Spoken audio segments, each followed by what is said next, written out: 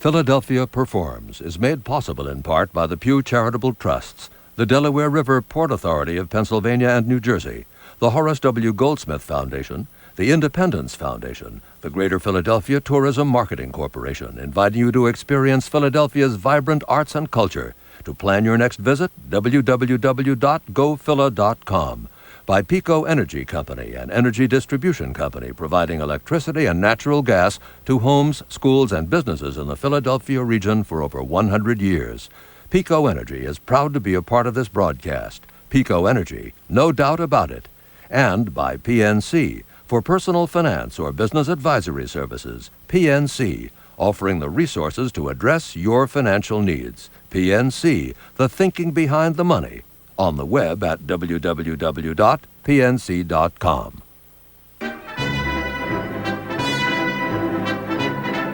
From the Historic Academy of Music in Philadelphia, WHYY presents the Philadelphia Orchestra Centennial Celebration.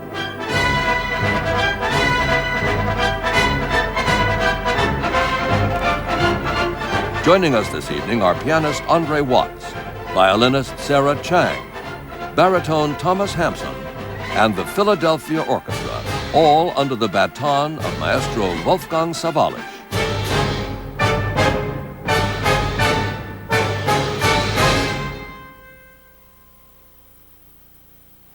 Good evening and welcome.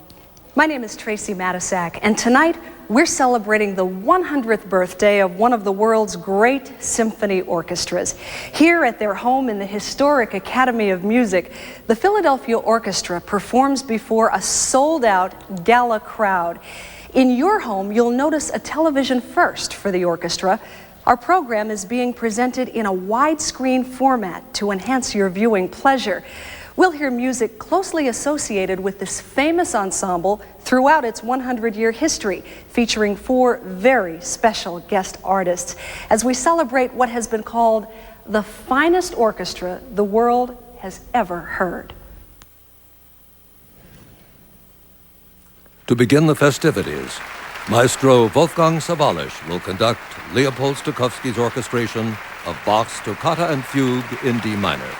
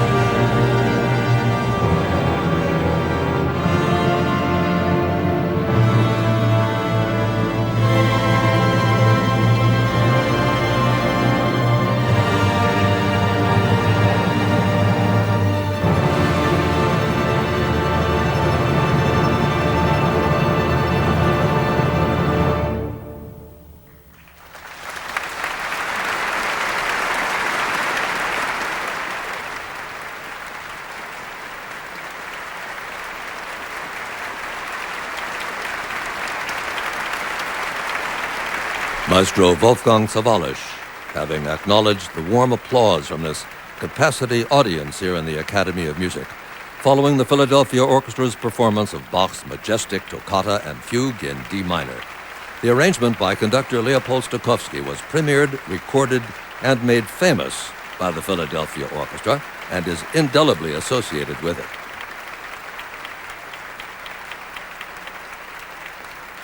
Noted flutist, author, and journalist Eugenia Zuckerman is serving as host for this evening's gala event. Her dual careers as both musician and writer have been widely praised and applauded. And now, Miss Zuckerman.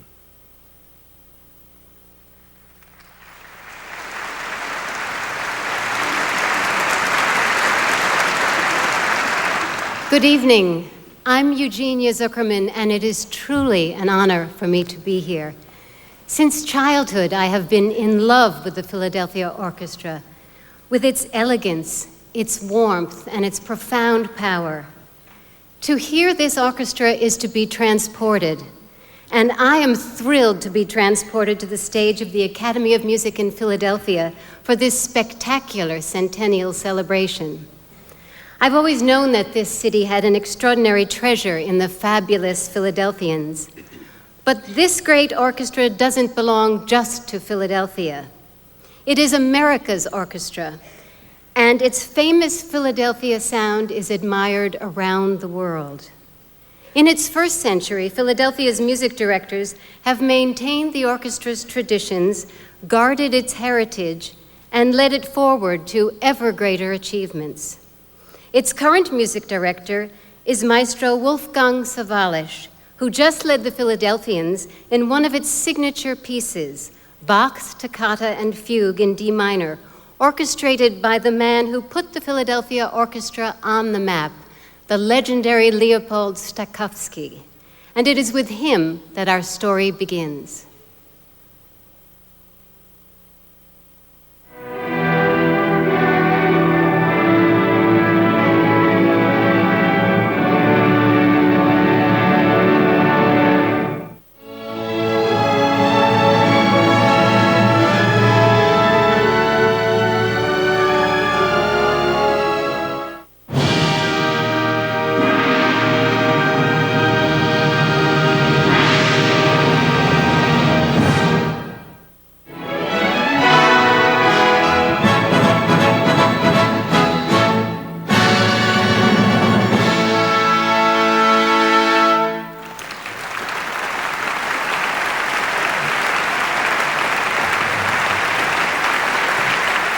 The sound of the Philadelphia Orchestra is for me a special sound, and I like this for all kinds of music. Of course, there are different sounds for Mozart or for French music or for Russian music or Czech music, but the musicians are the same. And it is the must for a conductor to bring out the different styles of music. Stokowski was trained as an organist, and under him the Philadelphia sound was highly charged in emotion and rich in colors.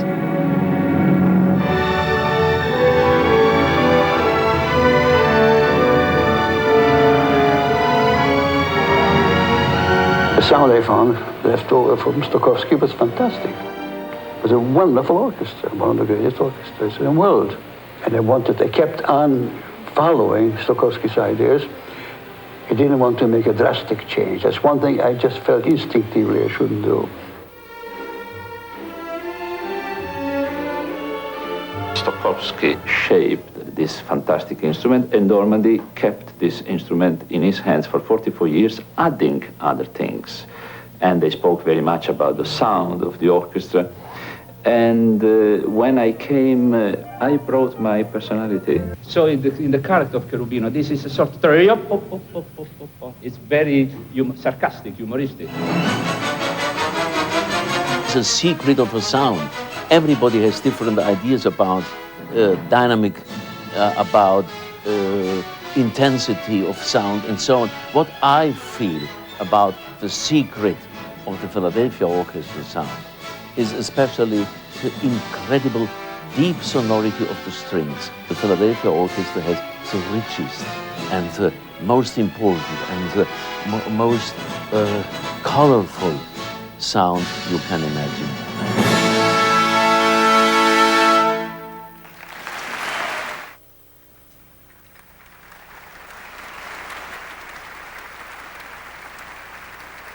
Once again, here is Maestro Sawallisch to conduct another work closely identified with the Philadelphia Orchestra, Dukas' symphonic poem, The Sorcerer's Apprentice.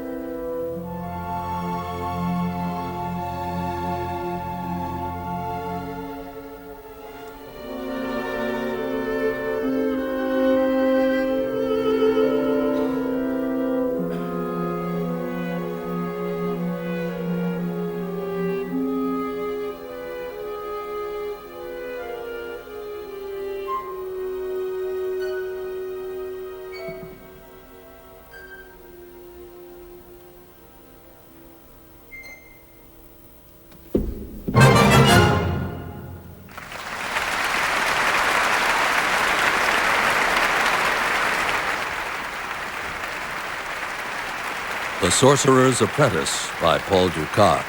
No doubt many of you remember this work from Walt Disney's magical film Fantasia, in which the Philadelphia Orchestra, Leopold Stokowski, and Mickey Mouse all collaborated.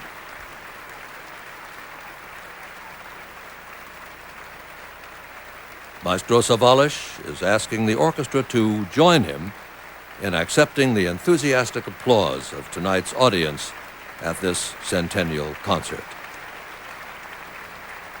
While a student, Eugenia Zuckerman played flute in the American Symphony Orchestra under Leopold Stokowski's direction. Stokowski's seasoned coaching of that young ensemble remains one of her favorite musical memories. And here once again comes our host, Eugenia Zuckerman. It was just 4 days after its first concert a century ago that the Philadelphia Orchestra hit the road. At first it traveled only 50 miles to Reading, but with Stokowski, the Philadelphians crossed the country to California. After that, there was no turning back.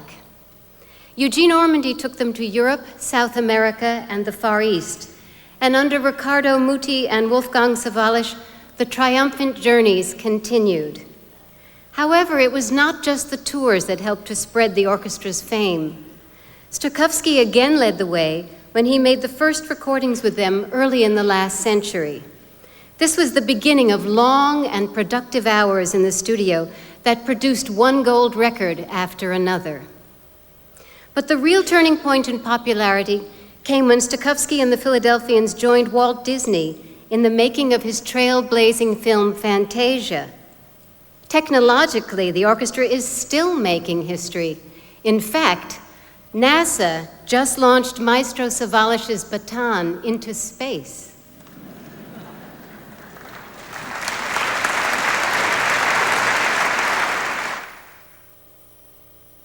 Philadelphia is a city of firsts. The first daily newspaper, the first hospital, the first bank, the first library in America, and even the first computer all got their start in the city of brotherly love. The Philadelphia Orchestra has been infused with this pioneering spirit, from Victrola recordings to internet cybercasts, from whistle-stop transcontinental train tours to space shuttle launches. It seems the fearless Philadelphians will use any means necessary to bring their musical message to audiences wherever they can find them. The Philadelphia Orchestra's entry into the world of recording began in 1917, and they've been riding a wave of technology ever since. Their adventures in electronic media have put the Philadelphia sound into homes throughout the world and transformed what was a local orchestra into an institution of international reputation. The Philadelphians have never been intimidated by new frontiers. In fact, the Philadelphia Orchestra has set new standards in the world of touring as a welcome and anticipated guest wherever music is heard. They have traveled enough miles to circle the globe more than 100 times.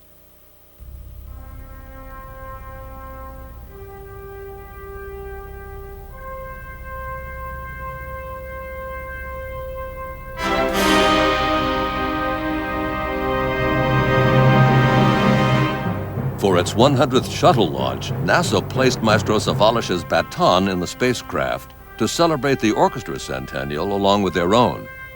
Maestro Savalas was quoted in the New York Times as saying that he was happy that his baton went up into space, and also happy that he did not accompany it.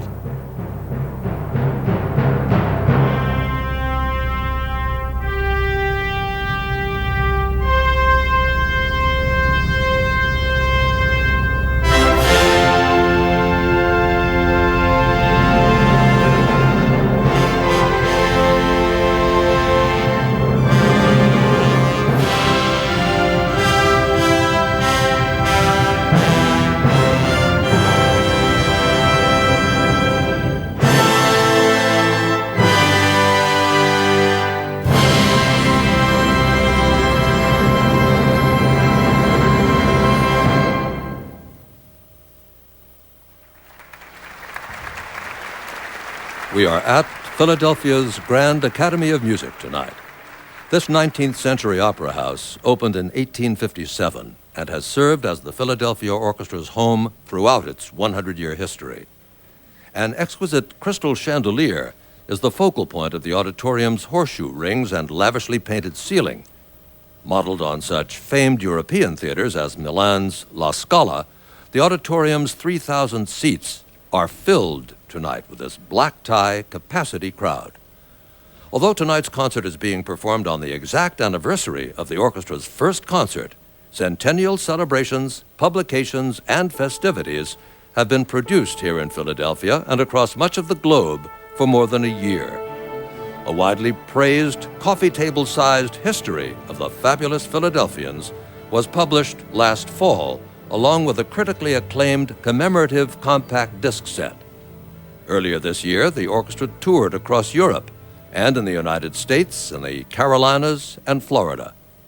Next spring, Maestro Savalas and the orchestra travel to Asia for 3 weeks, with concerts in Japan, China, and Malaysia. Joining Maestro Savalas and the orchestra will be another Philadelphia-trained musician, the distinguished American pianist Andre Watts. Mr. Watts was a winner in the Philadelphia Orchestra's Young Artist competition, and his first appearance anywhere with an orchestra was on this stage. Tonight, he performs yet another work that will always be associated with the Philadelphia, Rachmaninoff's Second Piano Concerto. The composer performed it often with this orchestra and recorded it here in the Academy of Music. And now, please welcome to the stage pianist Andre Watts, who joins Maestro Savalas for Rachmaninoff's Piano Concerto No. 2.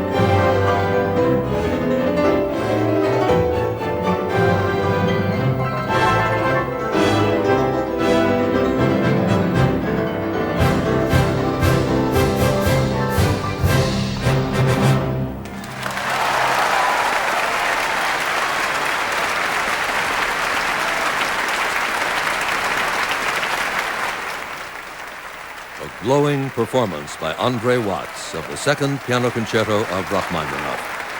Mr. Watts is being cheered by the gala audience here in the Academy of Music. He motions to Maestro Savalas to join him in accepting the applause. While still a teenager, Mr. Watts made his debut with the New York Philharmonic and conductor Leonard Bernstein, causing a sensation and launching what has become an international career. He performed the Rachmaninoff Second Concerto last season with the Philadelphia Orchestra at one of its concerts at Carnegie Hall. It is now intermission time during this 100th birthday concert by the Philadelphia Orchestra, and we'll be moving backstage to join our intermission host, popular broadcast interviewer Marty Moss Cohane, who will be visiting with members of the orchestra. Her first guest will be concertmaster David Kim. David Kim proved himself a masterly soloist at the Mann Center this past summer. He gave an impressive performance of Bruch's Scottish Fantasy with the orchestra at the Mann Center this past July. Despite threatening weather and scattered rain showers, the reviews included such descriptions as expressive, robust, and expansive. Incidentally, before joining the Philadelphia Orchestra in September of 1999, Mr. Kim enjoyed a career as solo violinist, appearing with such North American symphony orchestras as the Pittsburgh and Dallas, the Boston Pops, and internationally as well, with ensembles in Asia, Europe, and the Caribbean. He is also the founder and artistic director of the Kingston Chamber Music Festival at the University of Rhode Island, and he performs on a 1740 violin by Michelangelo Bergonzi. While we're waiting for Mr. Kim to appear, I have some facts for you about the Academy of Music that we're occupying right now. The Academy became a registered National Historic Landmark in 1963. You may not have known that it is the oldest opera house in the United States that is still in use for its original purpose. And now, Marty Moss Cohane and concertmaster David Kim. David Kim, thanks for joining us. My pleasure, Marty. We've been listening to and hearing about this wonderful, lush Philadelphia sound. What is it like to make that sound in the orchestra? I can only describe it as incredibly satisfying. It's an incredible unanimity of purpose in the orchestra. And even in rehearsals, even though we don't really talk about it, we all have it in the back of our minds that we have this famous sound. And so everybody kind of draws the bow with a certain collective commitment. And is it about the bowing? Is that what creates that sound, do you think? I think it's a combination of things. I think it's a combination of the vibrato, and it's a combination of the way we draw the bow. I think too much pressure would create a little bit of a rough sound. Mm-hmm. So somehow it's trying to create the perfect combination of pulling the sound out of these beautiful works of art that we play. And was this something you had to learn coming to the orchestra? Well, I think it was just that the tradition here is just ageless. Right. And that the orchestra is like a wonderful train that's just going through history, and I just stepped on board for just a few years, and then I'll jump off, but the train is just going to keep on chugging along, so not to make too many waves. What's the job of a concertmaster? The concertmaster is basically the liaison between the conductor and the musicians.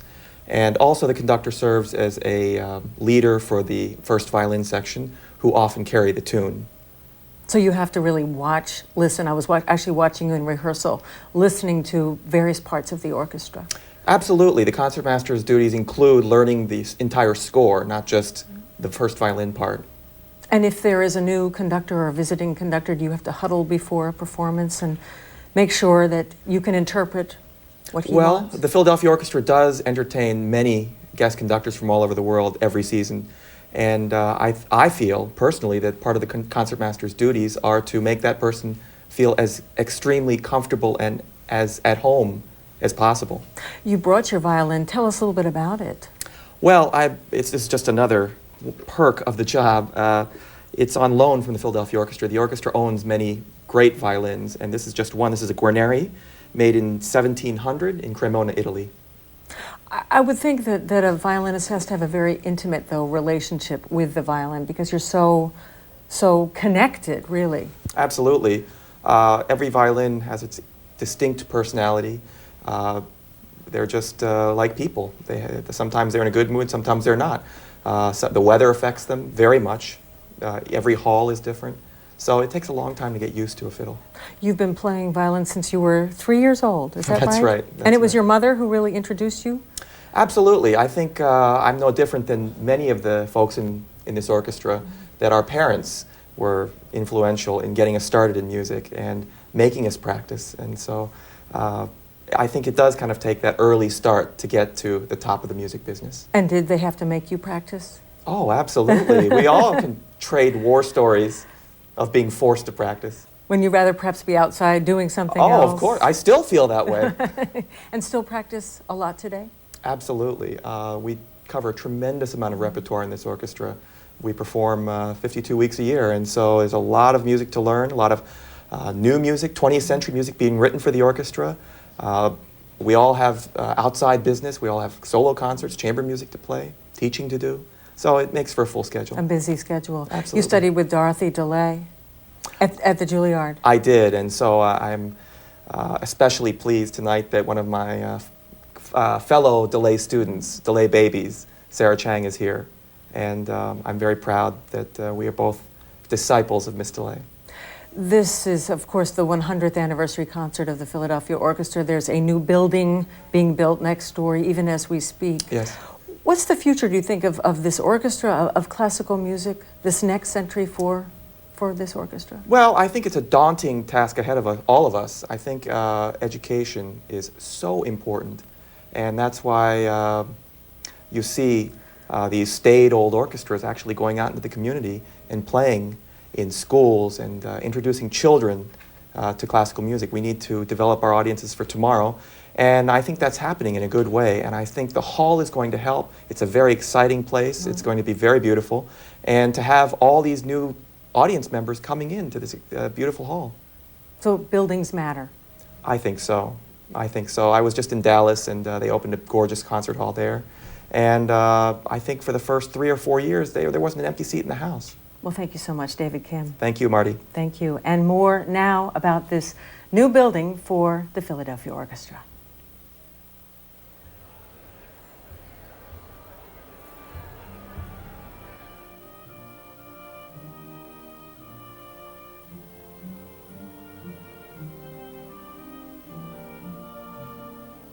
On November 16, 1900, the Philadelphia Orchestra gave its first concert as a permanent ensemble at Philadelphia's Academy of Music and has called it home ever since. When the Academy opened in 1857, it was the most sumptuous opera house in the United States. It was modeled after La Scala in Milan. It remains the oldest continuously functioning opera house in the country. The Academy of Music is not an ideal concert hall, you understand? And the orchestra was trained in this hall to bring out a very long sound. And you never will find the right sound in this hall. And that is a reason I'm looking for a new concert hall here in Philadelphia, where we can do recordings on the place where we are working every day, every morning, and give concerts every night.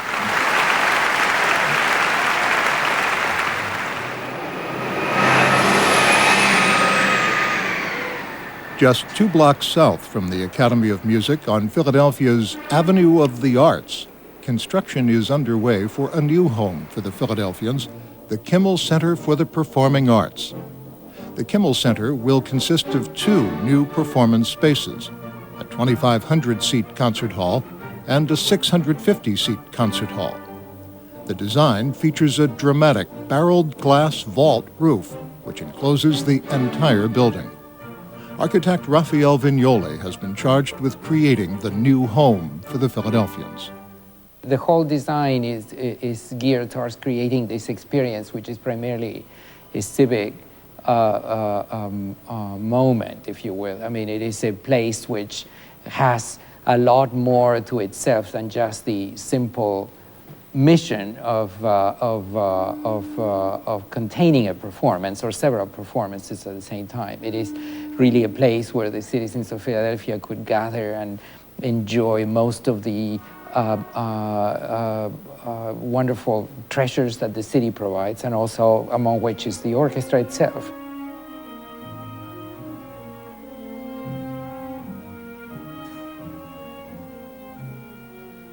If you look at the design recalls the shape of a string instrument, and it's not really out of the metaphor, but basically simply because string instruments are supposed to sound well, right?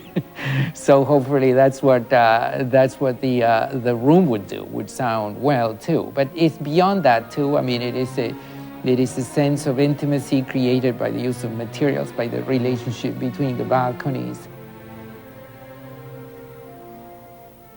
Russell Johnson is designing the acoustics of the new concert hall. The cello shape comes in the balcony railings, and here's where Raphael has made these sinuous curves, and the walls behind those railings are the walls that really determine the way the music sounds to the audience members. What we do in the acoustical design, we try to distribute the sound that's produced by the instruments. We try to give a certain percentage of that back to the musicians themselves, and then the other part of it has to be reflected to the audience. So you can't take the design and send all that energy into the musicians' ears to help them hear. You have to send some of it out into the hall, and then the rest of it you have to direct to where the musicians are sitting so that they can hear each other. We judge the sound of the room from the very beginning as the first lines go down on paper. So we are constantly creating in our heads what the hall will sound like. And that goes on from the very first day of collaboration to opening night. I was born just about a mile and a half away from the Broad and Spruce Street area. And I wanted to do something for my hometown. And although I love the Academy of Music, as a matter of fact, I graduated from the Academy of Music many years ago, and I still adore that building. It didn't have the acoustics that the current orchestra requires and deserves. It's a wonderful building that we're putting up, and I'm very proud to have been part of the process that selected Raphael Vignoli in the first place. Perhaps that's my biggest contribution to this project.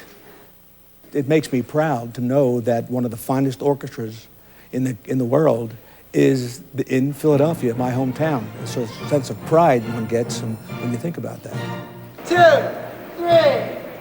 The Philadelphians will christen the Kimmel Center with an inaugural concert in December 2001.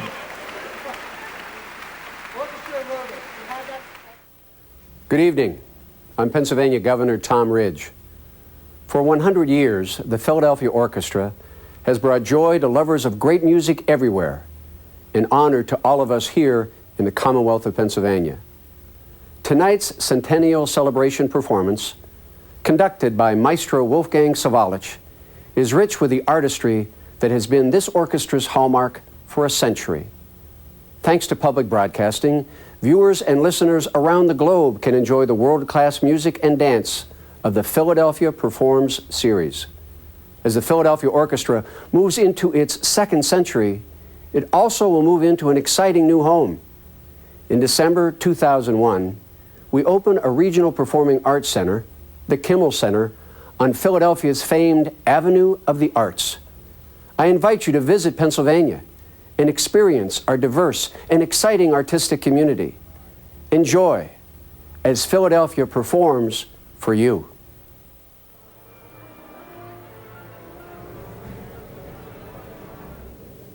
Joining us now is William Stoking, Principal Cello, and Elizabeth Starr Masudnia, English Hornist of the Philadelphia Orchestra. Thanks so much for joining us. Our pleasure. Let me put a question to you, William Stoking. You've performed under the baton of Ormandy, Muti, and Sawallisch.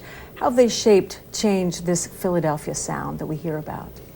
In my opinion, there were three different approaches, but they all succeeded in achieving the sound that we all hope to get. Now, teamwork is really the way we do the sound, and the conductors just embellish it, really, is what it amounts to. This is, of course, the 100th anniversary of the Philadelphia Orchestra. Do you have this sense of history playing in this building, Elizabeth? Oh, definitely. In fact, I was talking to my predecessor in the orchestra, Louis Rosenblatt, today, and he told me that Tchaikovsky conducted in this hall, as well as Strauss, and then he also reminded me of all the great composers who composed for the orchestra in this hall. Sibelius, Shostakovich, Rachmaninoff. It's really amazing what's gone on in this hall to think about over 100 years. So you can feel the kind of ghost, the presence of musicians past. You really can. You really feel a spiritual thing in the hall. It's uplifting for the musicians. You both attended the Curtis Institute of Music, which of course has a very strong relationship with the Philadelphia Orchestra. How did that prepare you for a career in the field of music? Well, we had, for the string program, we had Alexander Hilsberg at that particular time that I went there in charge, and he was a concertmaster of the Philadelphia Orchestra. So he knew the ins and outs of orchestral playing, but good. And we got the first-hand knowledge from these people. It was wonderful. How about for you? Well, Chris is a wind player. That's our prime focus, is getting ready to take auditions and get into an orchestra. And as a student of John Delancey, who was the former principal oboe here, he was very concerned with not only getting the right tone and phrasing, but also the right discipline to be able to deal with the schedule, and also to be able to deal with doing anything that a conductor asks you immediately. Tell us a little bit about your cello here. Well, this is actually my second best cello. This was made by John Burdett, and it is absolutely an incredible 20th century instrument. And how long have you been playing it? This cello I've been playing on for about 25 years. So something you feel very comfortable with? Yeah, well, this is a direct copy of the cello that I have at home, which is my very, very best cello, a Guadagnini. And it needs a little work, so that's why this is always very dependable. Well, John Stoking, we have to say goodbye to you because you have to go back to your chair with the Yes. orchestra, and I thank you very much for joining us. Thank you. Thank you. Let me turn to you and talk a little bit about this instrument, which I know is very difficult to play. Right. This is an English horn, which is probably the worst named instrument in the orchestra because it is neither English nor a horn. But it's actually a member of the oboe section. And a good part of our life as a member of the oboe section, we have double reeds, is actually we spend a lot of time making our own reeds. We buy cane from France, and then we spend a lot of time scraping on it to make it just be able to do what we have to do. And even if you have a good reed, it can change with the weather or things, so it really makes life interesting. Well, you've actually brought some reeds Yes. with you, and I'd love to be able to show that to Right. the audience. This is just my box of reeds. The larger ones are the English horn reeds, and these are some oboe reeds here. And I actually brought a piece. This is just a piece of the tube cane that we split in three and then bend over and then tie onto the reed and then scrape it to make the reeds that we see here. How long does it take to make a reed? Well, you can make one in, say, half an hour to an hour, but then it sort of evolves. It changes with the weather. Usually it takes a few days to really settle into what you want. And we have different kinds of reeds for different pieces. Some pieces need more control. Sometimes some pieces, projection is more important. So we need different reeds to produce different results depending on what we have to play that week. You grew up in the Philadelphia area. Right. This is really your hometown. Right. I feel so lucky to have grown up in this town, especially as an oboe player. The whole style of American oboe playing was actually developed in this orchestra. Marcel Tabateau was principal oboe 1916 to 1954 worked carefully with Stokowski to combine the flexibility of the French oboe sound with the warm tone of the German and oboe sound, and developed American oboe sound, which actually still today it's really respected, the Philadelphia sound all over the country. Well, I want to thank you so much for joining us Oh, during thank you, Intermission. Marty. It's Thank been you very great. much.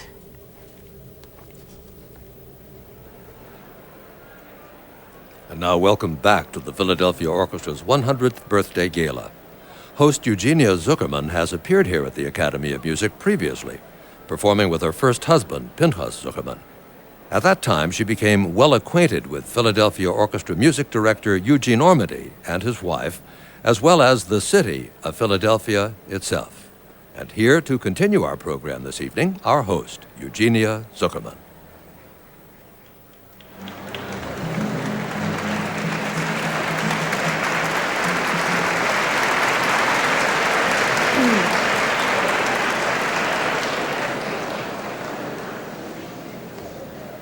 From its very first season, the Philadelphia Orchestra has performed with the most stellar artists of the day.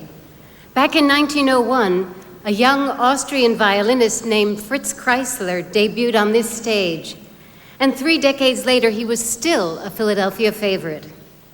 But the performer with the longest association with the orchestra, both live and on records, was pianist Arthur Rubinstein, who first played here in 1906 and gave his last concert with the Philadelphians in 1976.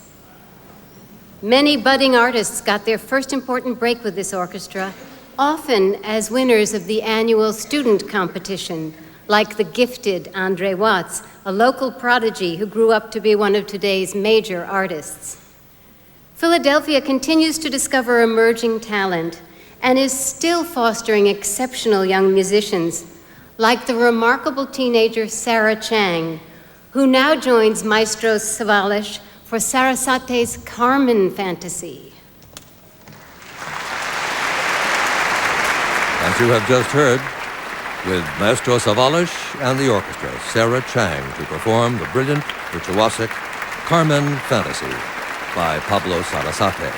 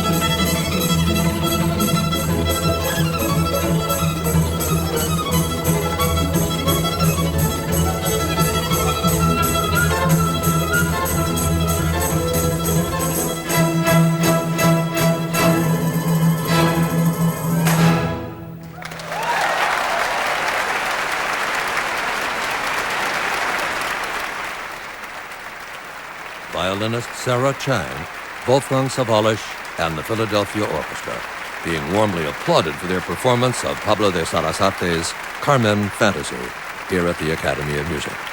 Ms. Chang is the youngest musician ever to have performed as soloist with the orchestra, and she has been a frequent guest here in recent seasons. She made her first recording at the age of 9 and is a graduate of the Juilliard School of Music in New York City.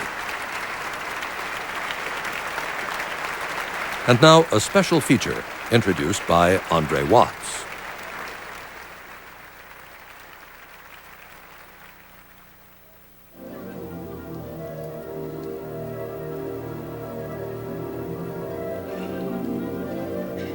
The first concert I ever played with an orchestra was at the Academy of Music with the Philadelphia Orchestra. How lucky can you get? The Philadelphia Orchestra has been and remains one of the glories of the music world. I'm proud to be part of the incredible roster of guest soloists and composers who have performed with the Philadelphia and join in sending love and best wishes at its centennial celebration.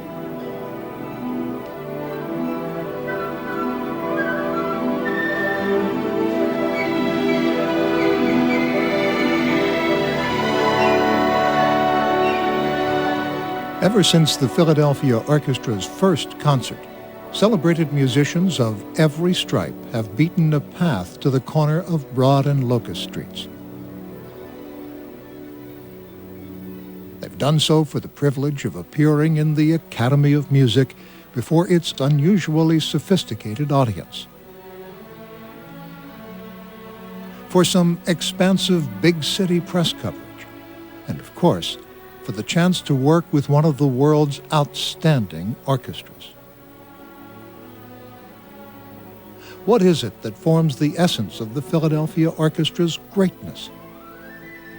First and foremost is its unbelievable breadth of styles, its ability to grasp with lightning speed a completely new approach to playing. Second is the enormous intensity of sound, particularly in the strings. Without a lot of talk or fuss, one can expect all of the required shadings and color from the most delicate pianissimos to the most powerful explosions of sonority. Add to that the glorious richness of the brass and winds and the astounding sureness of intonation and phrasing. But most important of all is this orchestra's eagerness to play, a joy in performing that is all-encompassing.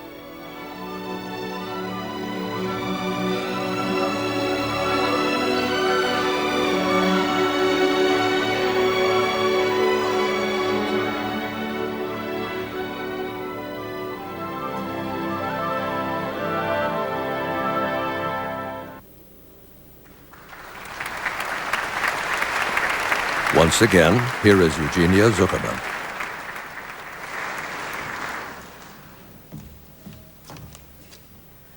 Along with the finest soloists, the orchestra always had ties with the major composers of the 20th century.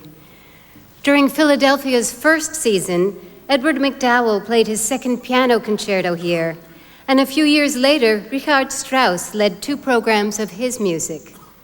Other notable visitors included Saint-Saëns, Stravinsky, and Shostakovich. But the most indelible relationship was forged with Sergei Rachmaninoff. He called the Philadelphians the finest orchestra the world has ever heard. No one disputed him. It was to this orchestra that Rachmaninoff dedicated his symphonic dances. And it was the Philadelphia Orchestra that played the American premieres of Mahler's Symphony of 1000, Stravinsky's Le Sacre de Printemps, and Alban Berg's Wozzeck. Philadelphia also championed the best in American music, premiering works by Samuel Barber, Virgil Thompson, and Aaron Copland. To pay tribute tonight to the composers who have enjoyed a special relationship with the orchestra, the extraordinary American baritone Thomas Hampson and Maestro Savalas joined together for a performance of 4 of Copland's old American songs.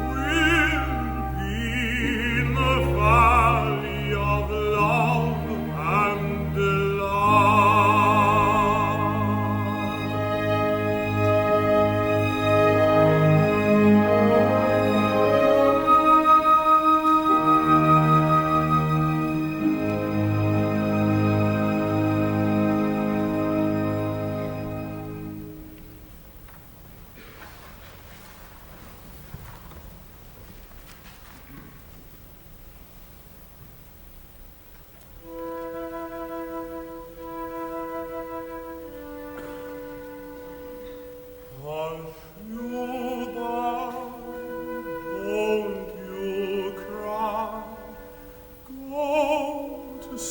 pretty little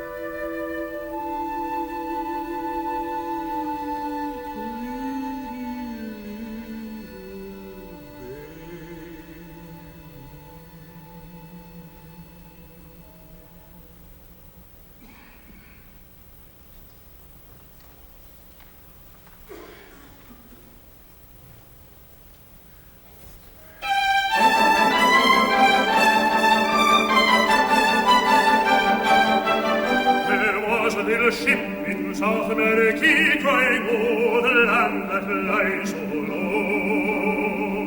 There was a little ship in South America, and she went by the name of the Golden Willow Tree, as she sailed on the lowland lonesome low, as she sailed in the lowland so low. We hadn't been a-sailing more than 2 weeks or 3 when we came in sight of the British Watery, as she sailed in the lowland lonesome low, as she sailed in the lowland so low. Up stepped a little carpenter boy, says, "What will you give me for the ship that I'll destroy?" "I'll give you gold, I'll give thee. I'll give you gold, I'll give thee. The fairest of my daughters as she sails upon the sea.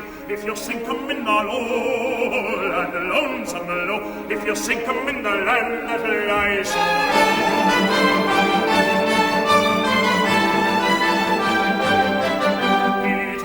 his back and away swam he swam till he came to the British Watery. He had a little instrument fitted for its use, and he bored 9 holes, and he bored them all at once. He turned upon his breast, and back swam he swam till he came to the Golden Willow Tree.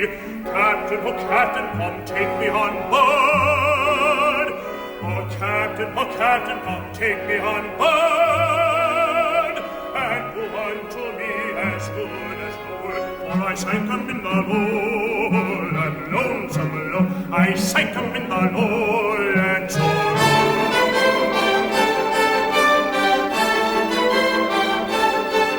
Although I won't take you on board, although I won't take you on board, though I go unto you as good as my word, for you sank 'em in the lowland lonesome low, for you sank 'em in the land that lies so low.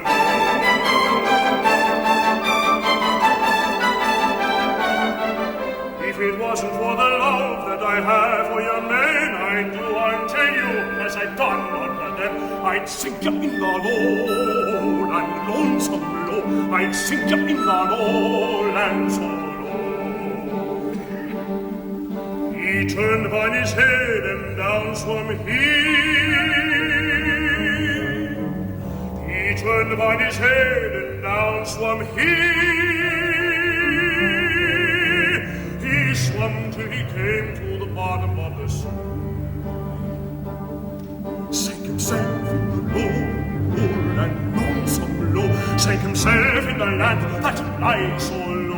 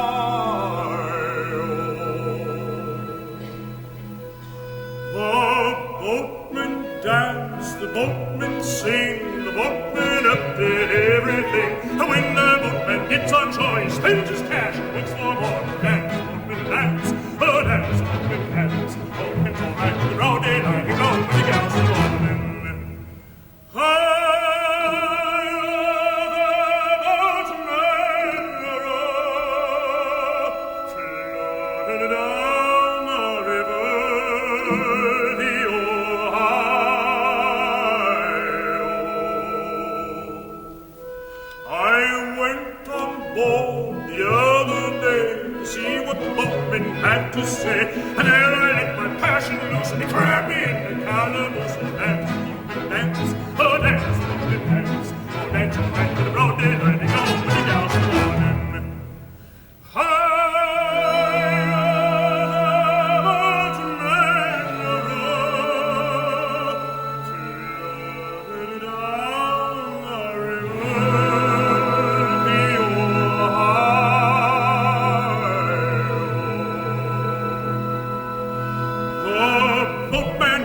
50 men spent in news movement hell. I never seen a pretty girl in my life, and she was movement by oh dance, movement hands, oh dance, movement hands, oh dance, oh daylight in the music house.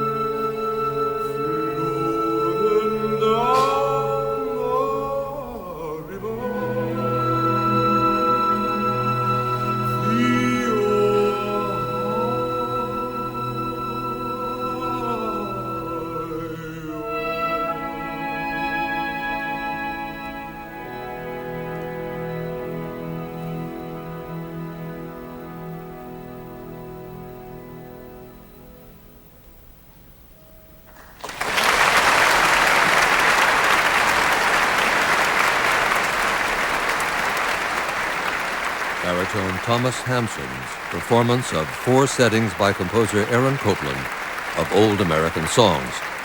He's asking Maestro Savalas to join him in accepting the applause of the audience here in Academy of Music.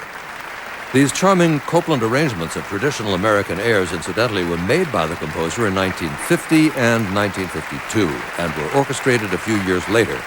With them, Mr. Hampson is celebrating 2 different centennials, the founding of the Philadelphia Orchestra and the 100th anniversary of Mr. Copland's birth.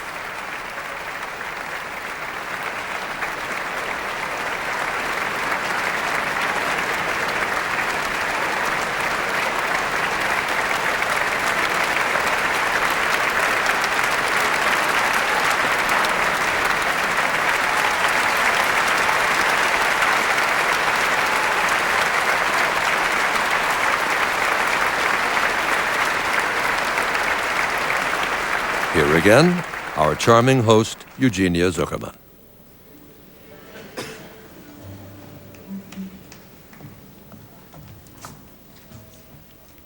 Through the years, the personnel of the Philadelphia Orchestra has gradually shifted from predominantly European to predominantly American-born musicians. It has also been a family orchestra with brothers, fathers and sons, husbands and wives playing together. The influence of the players has extended far beyond the stage into the community through teaching and outreach programs. For these musicians, education has always been as important as performance. Many of their teachers were members of the orchestra, and so the Philadelphia legacy is passed along. As its new home rises just a block away, the Philadelphia Orchestra enters the 21st century with a bold sense of anticipation. Maestro Savalas is certain that the versatility and virtuosity of the orchestra will ensure its place in the music of the future. We all share his confidence as the orchestra's 2nd century of dazzling artistry begins. Happy birthday to you, the fabulous Philadelphia Orchestra. All of us here tonight wish you many, many more.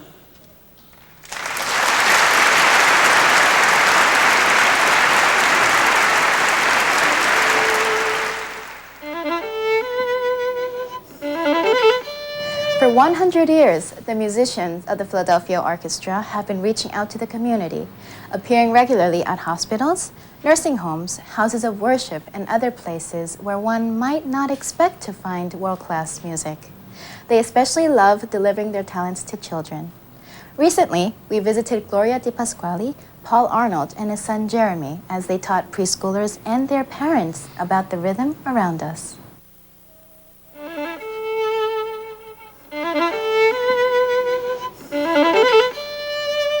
One of the things that is a goal for our department is to share the joy of symphonic music with everyone. When you have a jewel like the Philadelphia Orchestra, it's something that needs to be shared. That's why we're doing neighborhood concerts, that's why we're doing things in schools, that's why we're doing things in nursing homes, because the music has to be shared with everyone who's out there. And the musicians are willing to do it, they love doing it, so we're out there in the community sharing the great music. Obviously, there's a lot of sounds around us all the time in life, but if you listen really, really closely, sometimes those sounds have rhythms of all their own. I have the sound of a train, a distant diesel train. This is the sound of somebody plucking hair out of their head. And composers, the people who write music, take rhythm just like building blocks. 1, 2, 1, 2, 1, 2, 3, ready, go! My hope is that for the children, they've been introduced to classical music in a really friendly, warm, and open way, not an imposing way, with the musicians up on the stage in black, with a big distance between them and where they're sitting.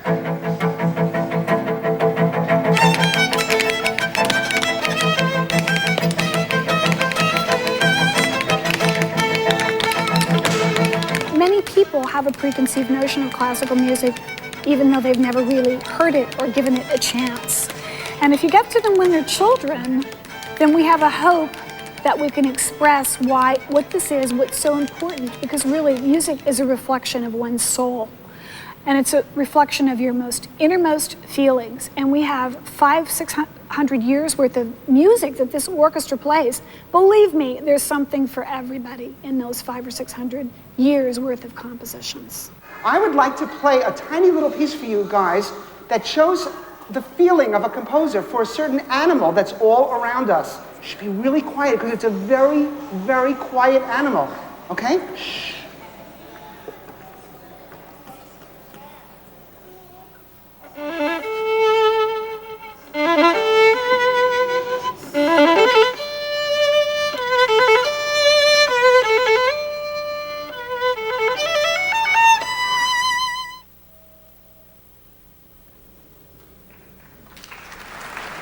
Maestro Savalas returns to the stage here at the Academy of Music to lead the Philadelphians in the evening's final work, one of the most dazzling showcases for an orchestra, the suite derived from Stravinsky's score for the ballet Firebird. The audience gathered here for this gala occasion is welcoming Maestro Savalas and the orchestra, offering an enthusiastic reception for the performance that is to follow.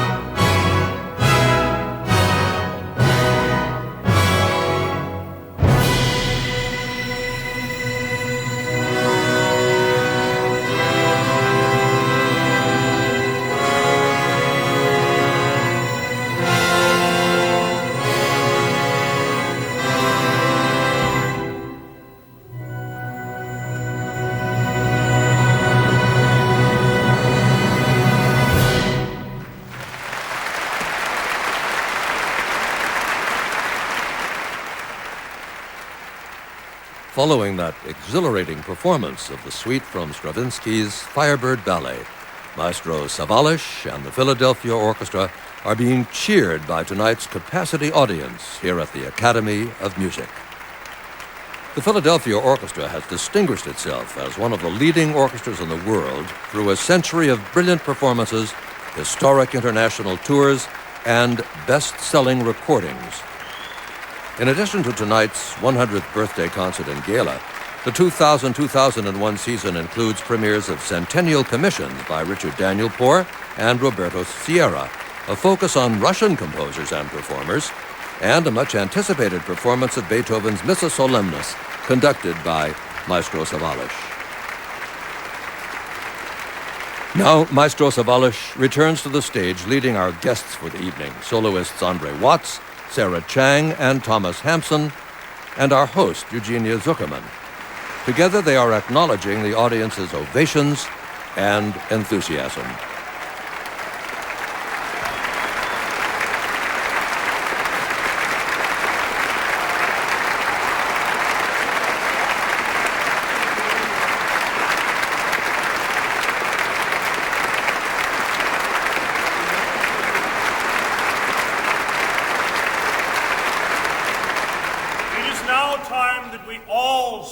Happy birthday to this magnificent orchestra.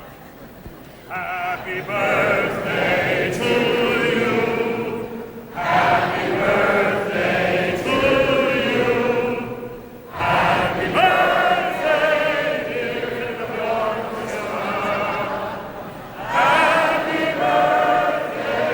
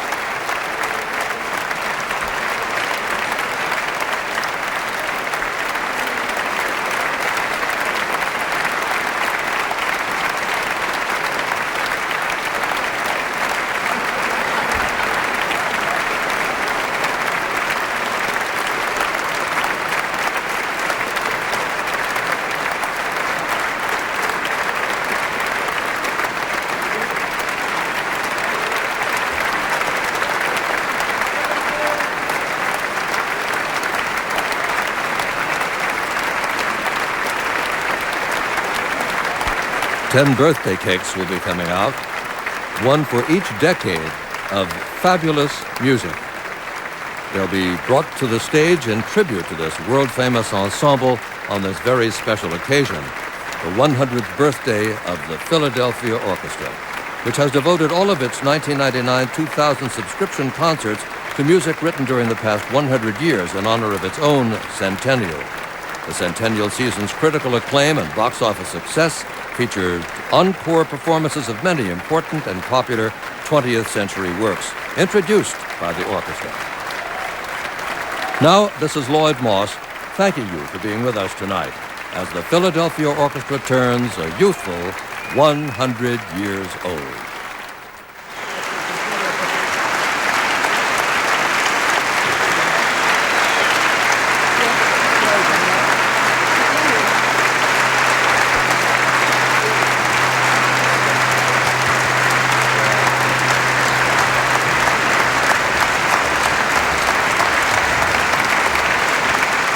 And we hope you have all enjoyed this special celebratory 100th birthday party for the fabulous Philadelphia Orchestra.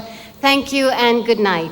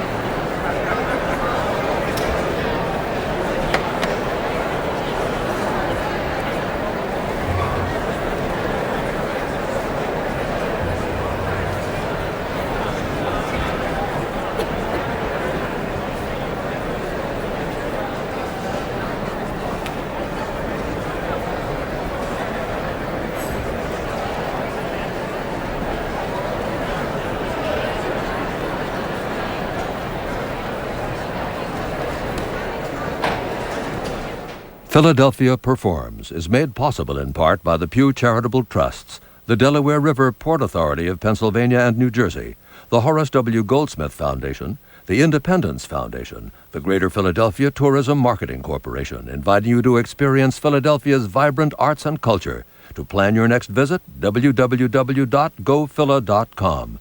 By Pico Energy Company, an energy distribution company providing electricity and natural gas to homes, schools, and businesses in the Philadelphia region for over 100 years. Pico Energy is proud to be a part of this broadcast. Pico Energy, no doubt about it. And by PNC, for personal finance or business advisory services. PNC, offering the resources to address your financial needs. PNC, the thinking behind the money. On the web at www.pnc.com. WHYY.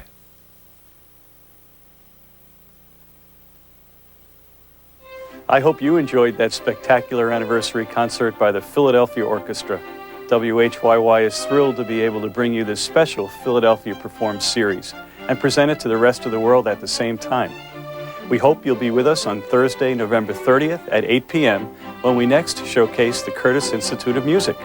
Curtis is considered one of the finest conservatories in the world and includes amongst its graduates such notable musicians as Samuel Barber, Leonard Bernstein, Giancarlo Menotti, and many more. We hope you'll be with us on Thursday, November 30th for this spectacular event. See you then. Why are critics so candid? Know why.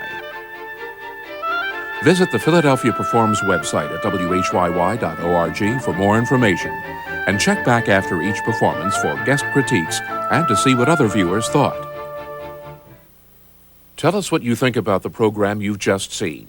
215-923-WHYY or talkback at whyy.org.